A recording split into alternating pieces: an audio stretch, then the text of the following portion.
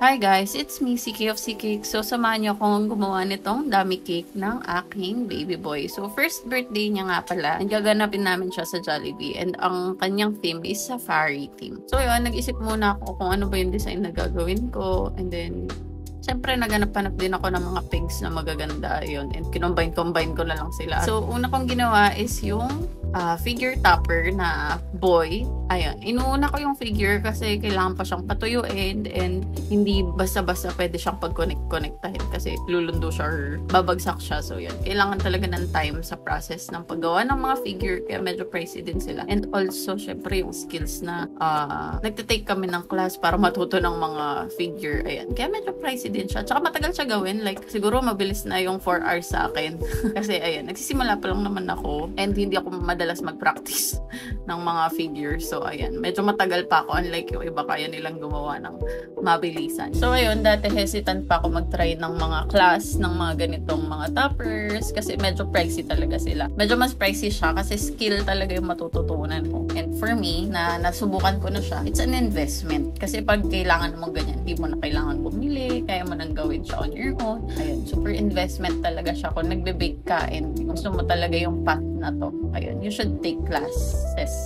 Yan, para matuto ka. So, ayun, sa part na to, ginagawa ko na yung body, binibigisan ko na siya, and then, pinatuyo ko muna yun kasi pag pinatong mo yung ulo tapos medyo mabigat, syempre, babagsak yung katawan. So yun, pinatuyo ko muna yung body tapos nag-proceed muna ako sa paggawa ng cakesicles. Which is yung cakesicles yung pinaka-giveaway ko and for everyone para matry din nila yung cake.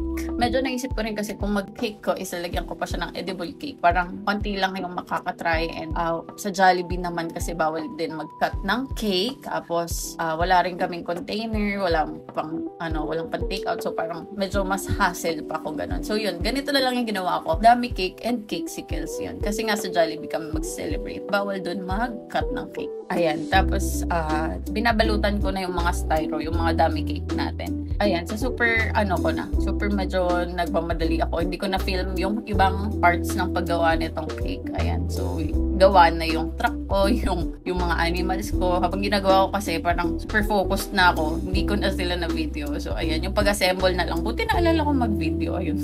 Isa rin kasi as a home baker na content creator din. Ayan. Minsan, di ba, nag-video ka. Tapos mamaya, syempre, may mga kids ako. Naasikaso ko sila or may asikasuin ako sa bahay. Pagkabalik ko dun sa bini-video ko, nakakalimutan ko i-press yung play or nakakalimutan ko na nag-roll pala ako, nag-film pala ako. So, yun, focus na ulit ako sa paggawa ng cake. Tapos ma-realize ko na pag nag-edit na ako, shucks, bakit di ko na video? Ayan.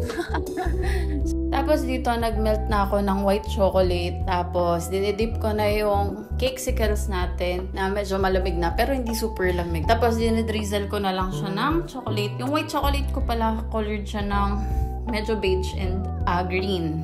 Ayan. And then, nilalagyan ko na lang ng sprinkles para may design. Kasi gusto ko pa nung una, may mga animals na topper or animals na nakadikit ka. So, super time-consuming na nun. So, yun. 70 plus na cakesicles yung ginagawa ko. Ayan. Medyo madami. Ayan. Pero practical na rin kasi ito na yung cake. Tapos, ito na rin yung giveaway namin. O, diba? 2-in-1. So, ito na nga pala yung result na cake. 3-tier pala yung ginawa ko. Ayan. Super cute and medyo simple lang. And then, ito naman yung cakesicles. So, diba? Napakarami talaga namang nakakapagod. Pero, worth it. Ayan na. Ayun lang. Share lang. Thank you!